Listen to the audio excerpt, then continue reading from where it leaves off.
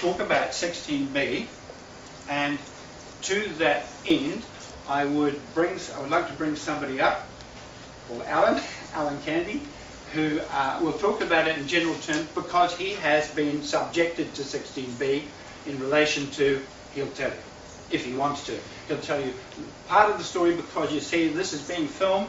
He can go to jail. If this gets out in the public, he can go to jail. I can go to jail for 3 months. And yet, all of this kind of stuff is secret, and anything that is unjust in any way has to be hidden. As with Stephen, but with Stevens, it got out. This guy over here, Paul, he's also going to come up and talk. What they're going to tell you about is what's being hidden, what's being kept from the public. Without further ado, would you give a warm welcome to Alan?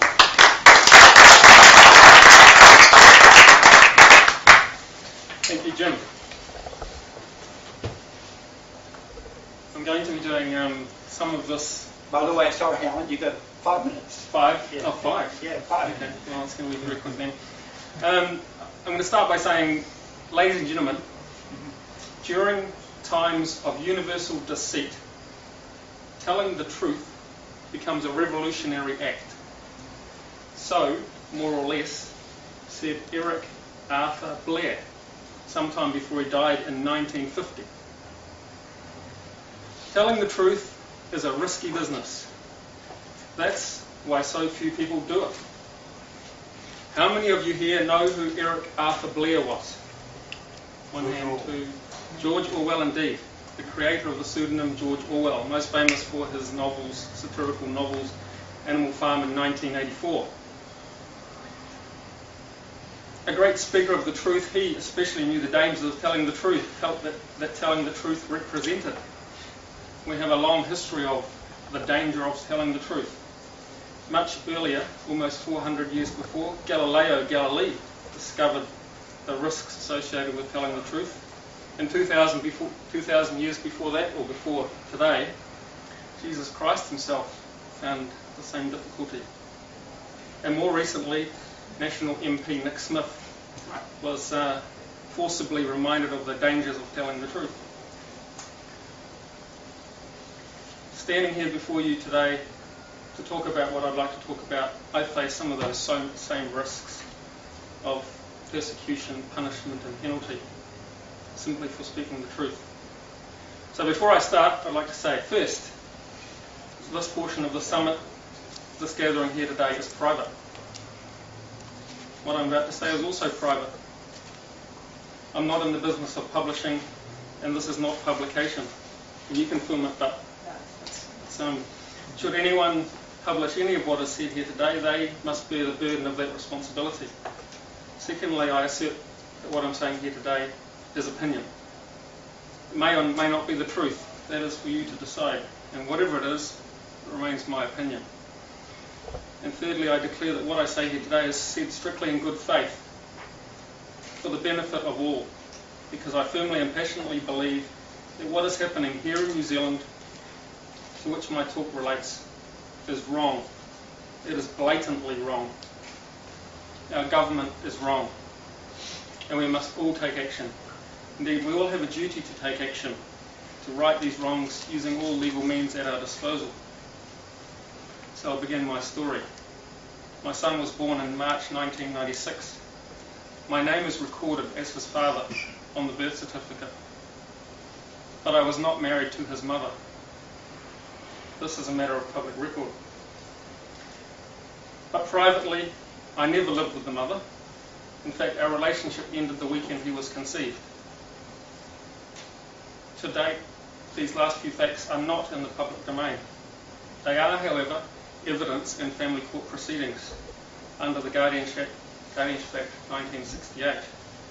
Accordingly, under Section 27A of the Act and under Section 169 of the Family Proceedings Act, I am prohibited from publishing this information, and so are you.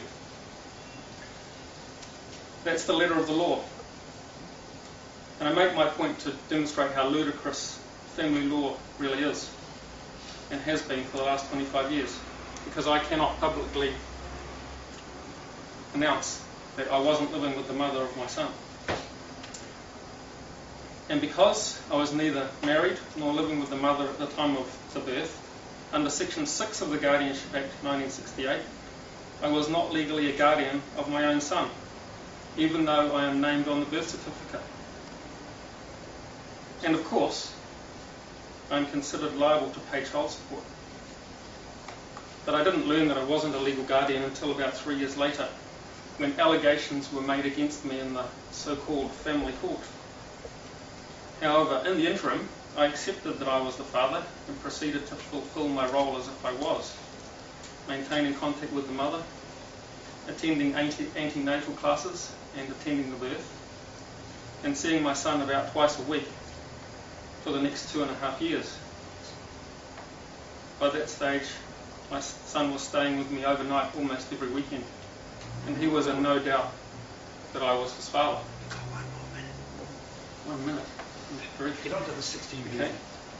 Well, that was part of the problem. My relationship was so good, so strong and positive, that every time I arrived to visit or collect him for the day, as soon as he knew I was there, he was standing behind the locked front door, putting on a little jig. Until his mother unlocked the door, I would hear the sounds of excited squealing and little feet stamping behind the door. As soon as the door opened, he would rush to my feet. He would stand there and thrust his arms up at me in a clear command. "Pick me up!" Being his obedient father, I did as ordered. He would then throw his arms around my neck and look at his mother with the biggest of grins on his face. Your time's actually up. He was very happy. Very But guess what? Someone else was not. The mother began to feel threatened. Her relationship earned none of those displays of love and affection. When he returned home, there was no reciprocal performance. I was clearly his hero, and she was just his mother. But fortunately, we have the family court to help sort out these little problems. Yes, the family court. Let's call it what it is. The allegations court. And if you want me to stop there, I will. I think that's good. Thank you very much, Alan. Because I would like to go on to the Care of Children Act. But Perhaps we'll do that. we can leave the rest of that to your imagination, because you know what happened next. There was an allegation against him, and he was... Okay, give him a clap.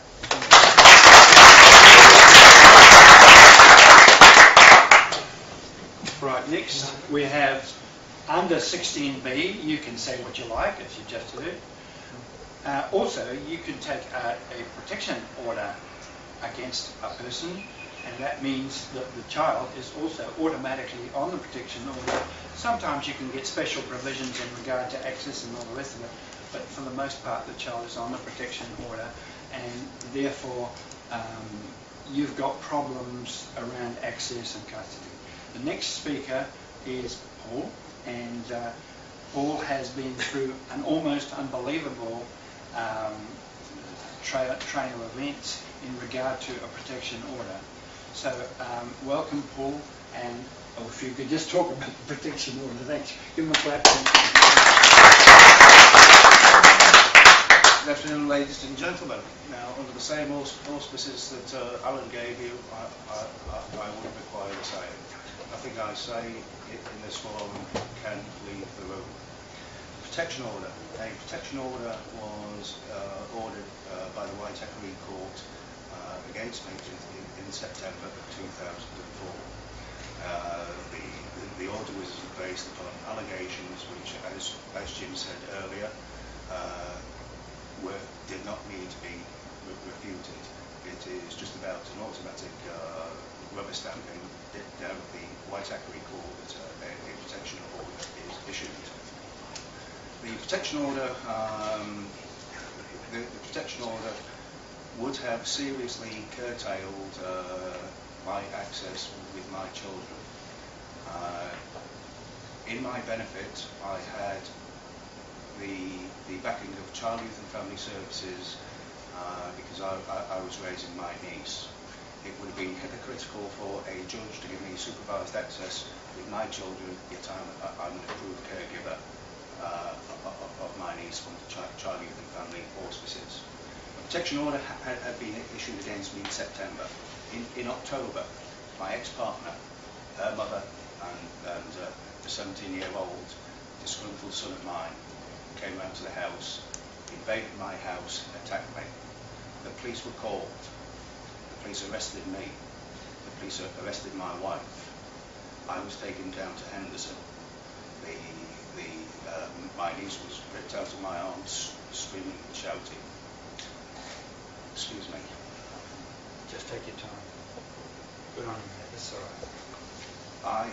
I now face criminal proceedings at the District Court for breach of a protection order and assault. My home was invaded. I was assaulted. I laid complaints with the police. My complaints have been largely ignored. In the Victims' Rights Act of 2002, there are certain rights an individual has as a victim. I was a victim. My wife was charged over the incident. The other two people hiding behind the protection order have not been charged. In the Victims' Rights Act of 2002, every condition that the police and the victim support should have extended to me have been breached. I am still being treated as a criminal. Under the auspices of the protection order, I have been punitively ordered to attend Marginalises, a re-education centre for men with anger problems. I do not have an anger problem. I have stipulated time and time again that I do not have an anger problem. Paul, in the meantime, your children have been abducted, is that right?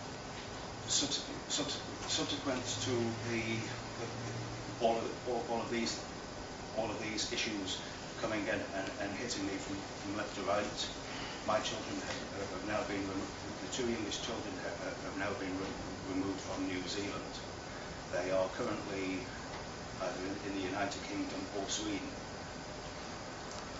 I'm still being paid for child support. There is a Hague Convention case going on. When will I see my children again? I do not know. After the assault and the incident in October, I attempted suicide. My suicide and emotional state precluded that I did not attend my first anger management session with Marginalises. I am being persecuted by the White Hat Court for the non-attendance of that. The persecution continues. I will remind people, for 21 years I was a loyal husband and a dedicated father. I had the unfortunate part was I married into a dysfunctional family. My eldest children are growing up dysfunctional. I learned of my 17-year-old son, the one who came into my house and attacked me.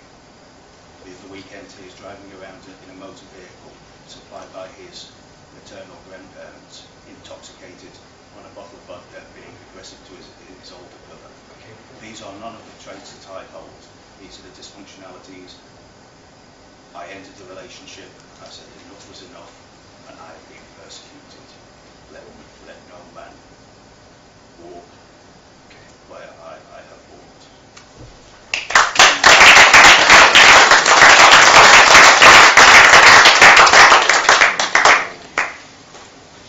Now you can see why I get hot under the collar, why I do demonstrations, why I go in front of judges' houses, why I go in front of lawyers' houses, called, in fact, some of these lawyers are called domestic violence factories.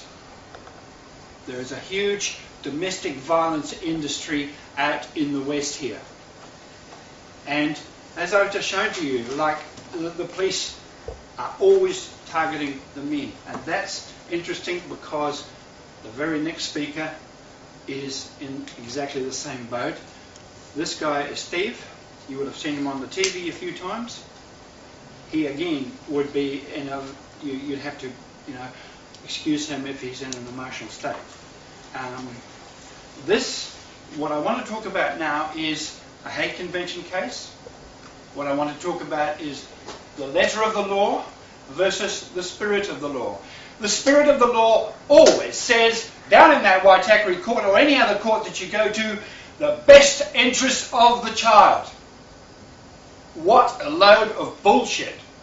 These people, none of them are qualified in any way in any form of child development. None of them. Not at all. Alright? And these are the people, the counsel for the child, the lawyers and the judges that are making some kind of determination on the letter of the law, yes, she should go back to Wales, versus the spirit of the law, which is in the best interests of the child. Now, I'm not going to say any more because I'm going to leave that to Stephen. All of his details are out in the public. Publish. Publish and be damned. That's what he says. Come on, Stephen, give him a good clap, please.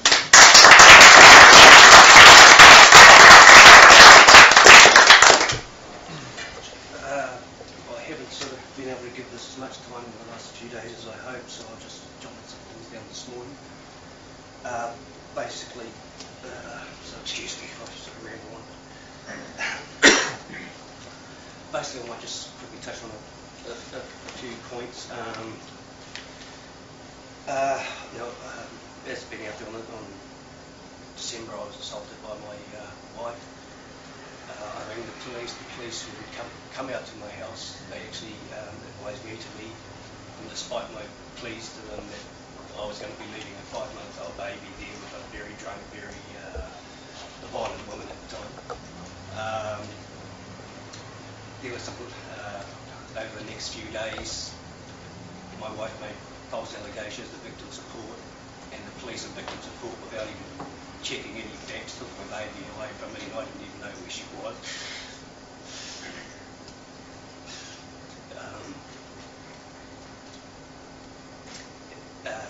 Now eventually we went to a second court hearing down in the Waitakere District Court. The only new evidence in that hearing that day, which I got about 5 hours notice of and was not allowed to be in the hearing itself, was that my wife was actually being held with remand on for the assault. That was the only new evidence. Now the judge that day overturned a previous judge's decision, and without even an application before him, made a custody order against me. And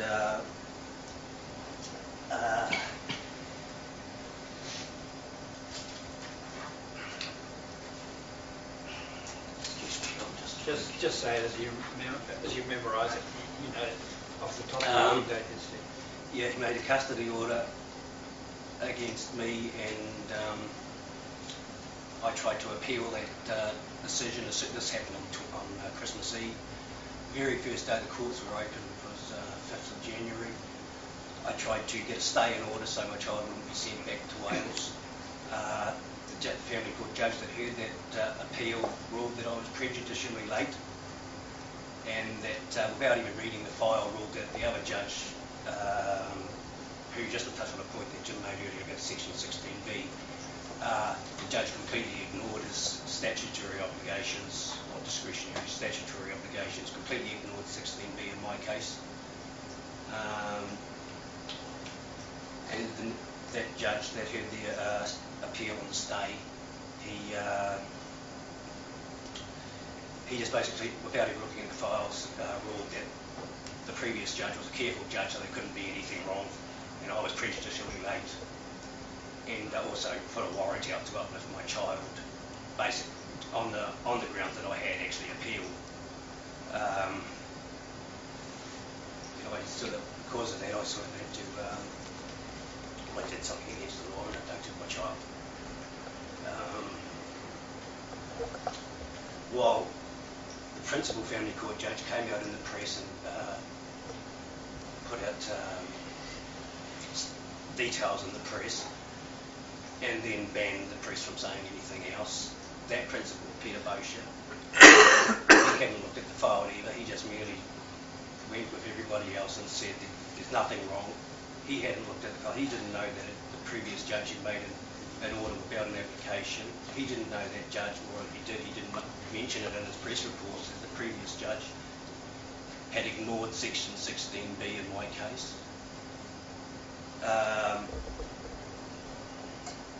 No one told me about any rights to protection orders or anything. Victim support when they did find out they'd made a mistake, as well as the police eventually arrested my wife, no one came to me and took me to get a protection order.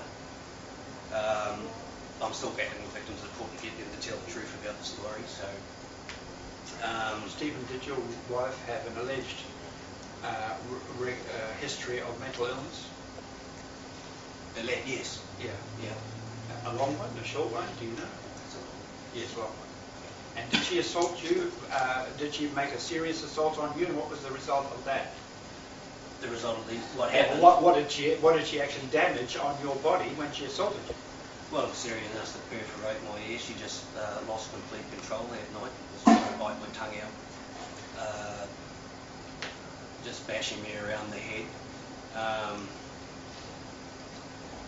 It was a very scary thing in previous history with my wife, is that she can be very scary when she's been drunk. Did she have to go on anger management at Bagnall or anything like that? No. No? Oh, surprising, yeah.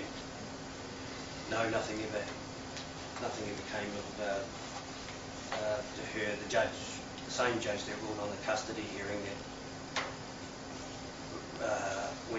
went against me, actually sat on her criminal case at the courts and remanded her to a date to reappear on a date after she stated she was leaving New Zealand.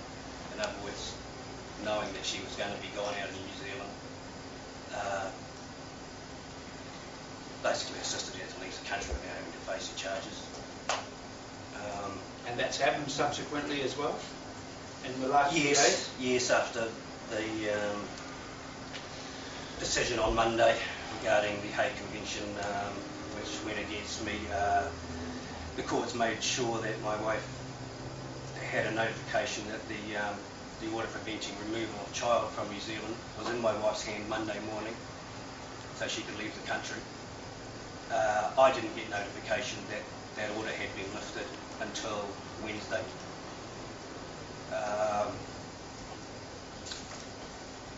They knew damn well she was going to leave the country. They told her to, didn't they? Must have. Like I say, she had a fax copy of that Monday morning. I never had my lawyers never got notification. And they also lifted the CAPS order on Caitlin, is that right? That's Without consultation with you? That's right. There was no consultation or any notification until the Wednesday, well after my baby was gone. Okay. Thanks very much indeed. I appreciate that.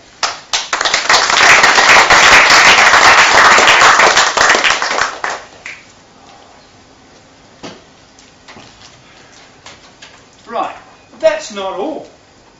You know, there's plenty more stuff where that came from. These are the cases that would be prepared to come today. They are risking, as you know, as they have told you, they're risking imprisonment, and so am I. Now, the other thing that happens under this new mediation system, which is sort of like the Aussie method, but without the Aussie outcome of shared parenting, is that for some reason men can't have, that's fathers who go into this mediation conference, can't have representation, can't have a support person, whereas the child has a support person, and whereas the mother has a lawyer, not a support person, a lawyer in both cases. I went in there as a support person twice and was refused by Peter Mather twice. I can name the cases. I've got one over here that you might be interested in. This is my, wrong way around. Still the wrong way around. It's always going to be the last one, isn't it? Murphy's Law. Yeah, Murphy's Law. Okay, now, again, you haven't seen the name over there. I faxed this to Judge Boshier from the family court to say that this guy had been denied access to legal help. So I've been in this court 71 times, so I can help them. And I can make suggestions which are mainly helpful suggestions. I don't go in there and be disrespectful or anything because I'm not supposed to, and I don't. But what I do is help the guy. Now, he was refused access to me even though I signed a form to be a Mackenzie friend and all the rest of it. Now, this is disgraceful. What is going on in this area, in this place is absolutely disgraceful. And, you know, let's just look at this concept of a domestic violence industry, because all of these people are making huge money out of family court stuff. Wrong way. No, I got it right this time.